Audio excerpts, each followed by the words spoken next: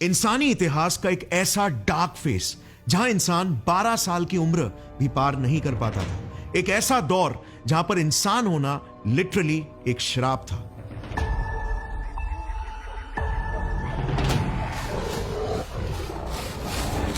सोचो, एक भरी सुबह आप एक चिड़चिड़ी सी नींद लेकर उठते हो। कई हफ्तों से आप ठीक से सोए नहीं हो। अब आपके पूरे दिन का बस सिर्फ एक ही काम है, जिंदा रहना। अगर आपने बस अपने 13वें बर्थडे तक जिंदा रहकर दिखा दिया ना, तो आपने एक लंबी जिंदगी जी ली। यह जिंदगी किसी और की नहीं बल्कि आपके और मेरे एक खास पूर्वज की थी, जिन्होंने उस दौर को झेला जो प्रकृति का सबसे क्रूर दौर था, और जीता, और नतीजा आज हम यहां पे हैं। नवंबर 4, 1960, टांजानिया। एक 20 साल के लड़के के हाथ खुदाई करते वक्त कुछ बड़ा लगता है। जोनाथन लीकी अफ्रीका की तपती दोपहर में ओल्डुवाई नाम की जगह में खुदाई कर रहा था अपने साइंटिस्ट मां बाप लुई और मैरी लीकी के साथ। कितने में उसे जमीन से बाहर झांकता एक जबड़े का टुकड़ा दिखता है। यह किसी जीव के जबड़े का निचला हिस्सा दिख रहा था, जिसमें 13 दांत लगे हुए थे। थोड़ा और खोदने पर उन्हें उसी मिट्टी में से खोपड़ी के 2 पीसेस और हाथ और उंगलियों के 21 पीसेस बरामद हुए।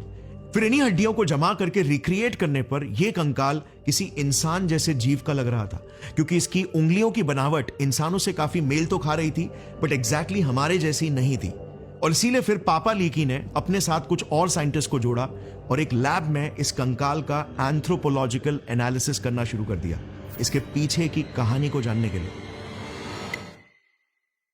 सबसे पहले तो सोफिस्टिकेटेड पोटेशियम आर्गॉन डेटिंग से एग्जैक्टली पता चला कि यह जीव आज से कुछ 18 लाख साल पहले मरा था। फिर उस जीव के जबड़ों से पता चल रहा था कि उसके दांत पूरी तरीके से मैच्योर भी नहीं हुए थे, विजडम टूथ भी बाहर नहीं निकला था। उसके रिस्ट के बोन से यह पता चला कि उसके ग्रोथ प्लेट्स भी पूरी तरीके से हड्डी में ट्रांसफॉर्म नहीं हुए थे, जो सारे सबूत यह इशारा कर रहे थे कि इस जीव की मौत लगभग 11 से 12 साल की उम्र में हो गई थी।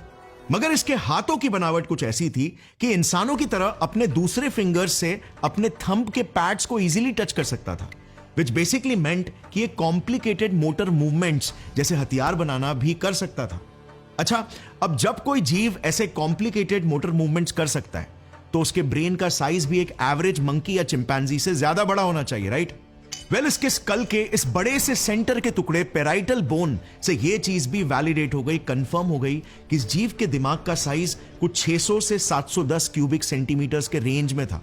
एक चिंपैंजी का ऑन एन एवरेज 400 सीसी होता है, और आपके और मेरे जैसे इंसान होमोसेपियन का 1350 सीसी ऑन एवरेज।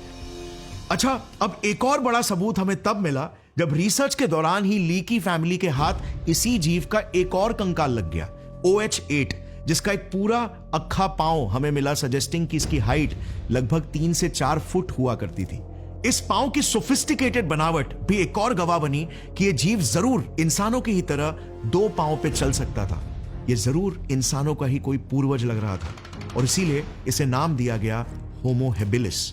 होमो यानी ह्यूमन एंसेस्टर, और हेबिलिस मतलब हैंडीमैन, जो हाथों का बखूबी यूज कर सकता था। मगर वंस अगेन इस नए मिले कंकाल की भी मौत की उम्र बस सिर्फ 12 से 15 साल की ही निकल कर आई। ये जीव आखिर था कौन, और इनकी 12 से 13 साल की नाजुक उम्र में ही मौत के पीछे की क्या कहानी थी? वो इंसान हथियार बना सकता था, वो इतनी कम उम्र में आखिर कैसे मर रहा था? वेल, सच्चाई तो कहानी से भी कहीं ज्यादा अटपटी तब लगने लगी जब कुछ और सालों में इसी जीव के कई और अवशेष जगह जगह पर डिस्कवर होने लगे, और अर्ली 2000s तक हमने इसी होमो हेबिलिस के 26 प्लस स्केलेटल रिमेन्स इकट्ठा कर लिए थे। अब वक्त था इन सभी कंकालों को एक जगह पर लाकर स्टडी करने का, जो शायद इसी जीव के बारे में कुछ और नए राज खोल सकता था। Paleoanthropologist Laura Monica Martinez exactly इसी पल का बेसब्री से इंतजार कर रही थी। इन्होंने अपनी जिंदगी भर की मेहनत कुछ खास किस्म के स्किल्स और नॉलेज हासिल करने में लगा दिया था। फिजिकल एंथ्रोपोलॉजी यानी इंसानी और हमारे बंदर पूर्वजों के शरीर के स्ट्रक्चर्स की डीप समझ को हासिल करना। डेंटल माइक्रोवेयर एनालिसिस यानी कि किसी मरे हुए जीव के सिर्फ दांतों से ही उसके खाने, उसके एनवायरनमेंट और उसकी एज का पता लगा लेना। और टेफोनमी यानी कि एक मिलियंस ऑफ ईयर्स पुरानी डेड बॉडी से जरूरी इंफॉर्मेशन कैसे निकालना है, वो नॉलेज और स्किल। बेसिकली एक प्राचीन जीव का पोस्टमार्टम करना, इन शॉर्ट, इनके पास वो सारे स्किल्स थे लाखों साल पुराने अवशेषों में से किसी टूटे हुए हार्ड ड्राइव की तरह उसमें से सारा डेटा रिकवर करने का, एक टूटे हुए कैसेट की अनसुनी और अधूरी कहानी को पूरा करने का। और अपने कुछ कॉलीग साइंटिस्ट के साथ मिलकर इन्होंने ईस्ट अफ्रीका से 20 होमो हेबिलिस जीव के 116 परमानेंट टीथ मंगवाए और यूनिवर्सिटी ऑफ बार्सिलोना में अपना रिसर्च शुरू कर दिया। अब एक 18 लाख साल पहले मरे जीव के सिर्फ एक दांत से उसकी एज का कैसे पता लगाया जा सकता है? Well, number 1, enamel erosion. Just for example, मेरे पास 2 कैट्स हैं। एक 9 मंथ्स का कैट स्नो जिसके दांत व्हाइट है और एक 5 इयर्स का कैट सिम्बा जिसके दांत येलो है। एज के साथ साथ दांतों का एनामल जो व्हाइट शाइन देता है इरोड होता है और अंदर का येलो डेंटिन दांतों में पीला अपीयरेंस देने लगता है। अब ह्यूमंस और होमोनिन्स में यानी हमारे एंसेस्ट्रल बंदरों में रफली ये wear rate 2.21 millimetres per year for canines होता है और 0.61 millimetre for year for other teeth, जो इस जीव के हिसाब से एडजस्ट किया गया टू कैलकुलेट एज। नंबर 2, जब हम खाना चबाते हैं तब हमारे बकल एरिया के यानी कि यहां के दांतों में माइक्रो स्क्रैचेस आते हैं। इन स्क्रैचेस को अगर एक पावरफुल माइक्रोस्कोप से देखा जाए तो जितने ज्यादा स्क्रैचेस होंगे उतनी ज्यादा एज निकल कर आती है। फिर नंबर 3, इस पूरे डेटा को कैलिब्रेट किया गया बाकी इंसानों और होमोनिन्स के जेनेटिक, फूड हैबिट्स और दांतों के डेटा से। सेकेंडली, पॉपुलेशन रिकॉर्ड से और उसी दौर और एनवायरनमेंट के हिस्टोरिकल रिकॉर्ड्स के साथ। और अंत में इस पूरे कैलकुलेशन को कंप्यूटर्स के साथ क्रॉस वेरीफाई किया गया। और इसी रिगरस मेथोडोलॉजी से रिसर्च करने के बाद जो सच्चाई बाहर निकल कर आई, पूरे इंसानी इतिहास में हमने ऐसा कभी नहीं देखा। 20 के 20 कंकालों के सैंपल्स की एवरेज एज बस महज 12.8 इयर्स निकल कर आई। यानी इस प्रजाति के मोस्ट ऑफ द जीव बस सिर्फ 10 से 14 साल की बाल उम्र में ही मर जाया करते थे। 25 साल की उम्र का तो इन्हें बस सिर्फ एक ही फॉसिल मिला और 30 साल की उम्र तक तो कोई पहुंचा ही नहीं था। अब फटता है एक और एक बॉम्ब। 3 बच्चों के 5 टीथ सैंपल्स तो इन्होंने रिसर्च में लिए ही नहीं थे क्योंकि वो मिल्क टीथ थे, वरना एक्चुअल सैंपल साइज 23 का था। और इसी रिसर्च पेपर में इन्होंने यह भी कन्फेस किया कि इस रिसर्च में ना चाहते हुए भी एक सिलेक्शन बायस हो गया, क्योंकि जो सैंपल्स हम तक पहुंच पाए वो तो सिर्फ उन्हीं मैच्योर इंडिविजुअल्स के थे जो 1.8 मिलियन सालों तक टिके रहे। इन्फेंट मोर्टालिटी का क्या, 2 से 3 साल के छोटे बच्चों का क्या, उनके कंकाल तो हम तक पहुंच भी नहीं पाए, जो एवरेज एज को और भी ज्यादा गिरा देते, मे बी 8 या 9 पर ला देते। Now this was huge and unsettling. हमारा ये पूर्वज ऐसे कौन से दौर और परिस्थिति में जी रहा था जहां उन्हें जान का इतना बड़ा खतरा था? ऐसे कौन से खूंखार जानवर थे जिनके आगे ये जीव अपने हथियार बनाने वाले हाथों और बड़े दिमाग के साथ भी नहीं जीत पाता था? क्यों उस दौर में प्रकृति ही शायद इसकी सबसे बड़ी दुश्मन बन गई थी? वेल, आने वाले सालों में कई साइंटिस्ट ने इस पर काम किया और तब कहीं जाकर यह पहेली सुलझी। चलो समझते हैं इनकी सच्चाई शुरुआत से। इस ह्यूमन एवोल्यूशन के चार्ट को जरा देखना। सहेलांथ्रोपस चैडेंसिस, यह वो पहला जीव था जिसने लगभग 70 लाख साल पहले हमें चिंपैंजीज की नस्ल से अलग किया। यह हमारा वो सबसे प्राचीन रिश्तेदार था जो चिंपैंजीज का सबसे करीबी भाई था, क्योंकि ये और चिंपैंजीज एक ही कॉमन एंसेस्टर से निकले थे। मगर इनके दौर में, यानी कि आज से 70 लाख साल पहले लेट मायोसीन पीरियड में, हमारी पृथ्वी कुछ ऐसी दिखती थी। डायनासोर्स के समय से ये काफी बदल चुकी थी। मेजर कॉन्टिनेंट्स बन चुके थे और मौसमों का सिलसिला चालू हो चुका था। उसी दौर में वेस्टर्न अफ्रीका के चैड देश की जमीन आज की तरह बंजर रेगिस्तान नहीं, बल्कि हरियाली से भरी एक खिलखिलाती दुनिया हुआ करती थी। एक ऐसी दुनिया जो सारे एप्स के लिए किसी स्वर्ग से कम नहीं था। इसी युग से शुरू होती है हमारी ये कहानी, क्योंकि ये खुशी ज्यादा दिनों तक टिकने नहीं वाली थी। मौत के बादल मंडरा रहे थे। यह सहेलांथ्रोपस चैडेंसिस 3 से 4 फुट का जीव लगभग 90% बंदर और सिर्फ 10% इंसान जैसा दिखता था। चिंपैंजीज की तरह पेड़ों में रहा करता था और मोस्टली वेजिटेरियन खाना खाता, जैसे पत्ते, फल, नट्स, ट्यूबर्स और वेजिटेबल्स। यह अपने घने जंगलों वाले एनवायरनमेंट के लिए परफेक्टली अडेप्टेड था। इवन दो इसका दिमाग चिंपैंजीज से छोटा था, 320 से 380 क्यूबिक सेंटीमीटर्स, और केनाइंस भी वेजिटेरियन होने की वजह से छोटे थे, बट फिर भी लंबे पेड़ और घने जंगलों के होते हुए कौन ही परभक्षी इसे छू भी सकता था।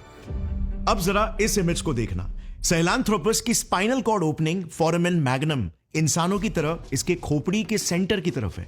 इसका मतलब ये 2 पांव पर चल पाने के काबिल हो रहा था, बट एकदम बेसिक लेवल पर, लेट्स से सिर्फ 10 से 20% टाइम्स। मगर ये one of the major structural proof है कि ये जीव इंसान बनने की दिशा में निकल पड़ा था। कई लाख साल इसने इस हरे भरे स्वर्ग में खुशी से बिताए और फिर समय का पहिया घूमता है और आज से 70 से 40 लाख साल पहले प्रकृति एक खूनी बदलाव लेकर आती है।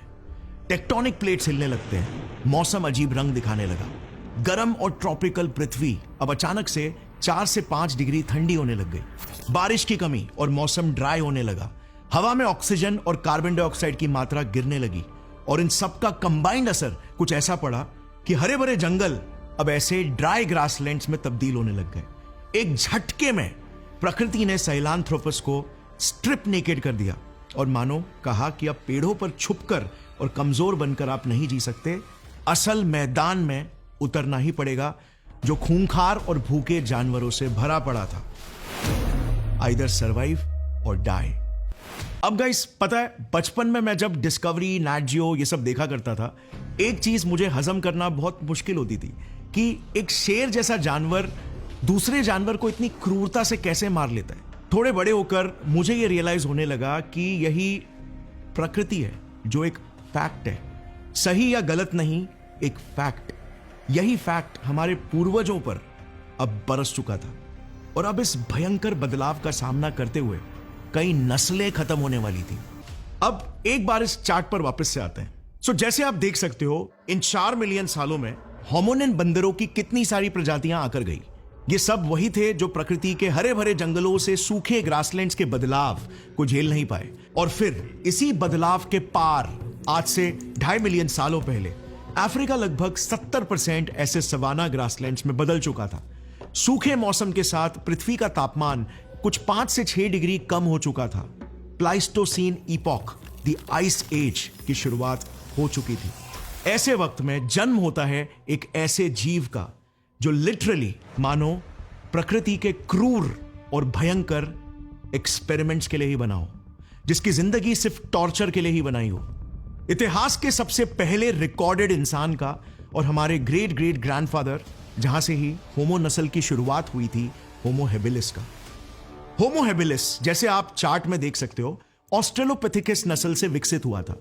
अच्छा, ये ऑस्ट्रेलोपिथेकस जीनस बंदर से इंसान बनने की सबसे बड़ी लिंक है, जो खुद तो अनफॉर्चुनेटली सर्वाइव नहीं कर पाए, बट विकसित होकर होमो हेबिलिस के कंधों पर एक बहुत बड़ी जिम्मेदारी छोड़कर गए, अपने इस नए इंसानी नस्ल को आगे बढ़ाने का, और वो भी एक ऐसे दौर में जहां पर सब कुछ होमो हेबिलिस के खिलाफ था। जैसे सबसे पहले तो इनके खुद के ही शरीर से शुरू करते हैं। होमो हेबिलिस आज के मॉडर्न इंसानों से हाइट में 35% छोटा हुआ करता था, यानी कि हार्डली बस 4 फीट का। यह देखना, ये लिटरली अपने पूर्वज ऑस्ट्रेलोपिथेकस से भी छोटा था साइज में। इसके पीछे का रीजन मोस्टली यही था कि इनके दिमाग का एनसेफेलाइजेशन यानी कि साइज का बढ़ना यहीं से स्टार्ट हुआ, और ब्रेन, जैसे आपको पता है, सबसे ज्यादा एनर्जी कंज्यूम करने वाला ऑर्गन है। सो खाने के अकाल जैसी परिस्थिति में ब्रेन डेवलपमेंट को फ्यूल करने के लिए एक छोटा बॉडी साइज वाला स्ट्रक्चर इन्होंने अडेप्ट किया, बट ये कॉम्प्रोमाइज एक बहुत बड़ा रिस्क था। हाँ, इनके दिमाग की कैपेसिटी 600 सीसी तक तो बढ़ी, जो इनके पूर्वज से 100 सीसी ज्यादा थी, बट फिर भी ये काफी नहीं थी। ये फिर भी abilities like advance planning, group hunting, hunting tools बनाने जैसे सर्वाइवल स्किल्स में काफी डम था as compare to let's say homo erectus. और इसीलिए इनका दिमाग ही इनके लिए एक बोझ बन गया था, लाइबिलिटी बन गया, क्योंकि ये सर्वाइवल में तो एज सच हेल्प नहीं कर पा रहा था, बट न्यूट्रिशन का डिमांड हाई था। सो छोटी हाइट, कमजोर शरीर, कम बुद्धि और ना कोई नुकीले पंजे और कैनाइंस जैसे हथियार, और इनका घर एक 70% खुली रणभूमि जहां दूर दूर से कोई भी शिकारी इन्हें आसानी से देख सकता था, बट ये अपनी जान के लिए ठीक से भाग भी नहीं सकते थे। यस, कुछ ऐसा दिखता था इनका पैर। नोटिस, इनमें हमारे पैरों की तरह स्प्रिंग फुट आर्क ना के बराबर है, जिस वजह से ये ज्यादा दूरी तक भाग भी नहीं पाते, क्योंकि स्प्रिंग आर्क्स जॉइंट्स पर से प्रेशर को हटाते हैं, जिससे लॉन्ग डिस्टेंस भागना ज्यादा आसान और एनर्जी एफिशिएंट हो जाता है, जिस ट्रेट ने इनके ही भाई और हमारे दादाजी होमो इरेक्टस को एक्सट्रीम एडवांटेज दिया। और आज का मॉडर्न इंसान शायद बिलीव नहीं करेगा, बट वो 45 किलोमीटर तक भाग सकते थे एट स्ट्रेच, मगर हेबिलिस सिर्फ 1 से 2 किलोमीटर मुश्किल से भाग पाता था, और छोटी पिग्मी जैसी टांगों की वजह से तो ये तेज भी नहीं भाग पाता था, इसकी मैक्स स्पीड बस सिर्फ 20 से 25 किलोमीटर पर आवर थी, विच इज नथिंग। वो भी एक ऐसे एरिया में जहां पर इजीली 10 किलोमीटर के दायरे में 6 से 7 खूंखार परभक्षी घूमते हो, जिनकी स्पीड इजीली इनसे डबल थी। So no speed and no stamina, a big terrestrial disadvantage. और उस समय के जो शिकारी थे, वो शिकारी नहीं, लिटरली मॉन्स्टर्स थे। Thanks for watching. जय हिंद।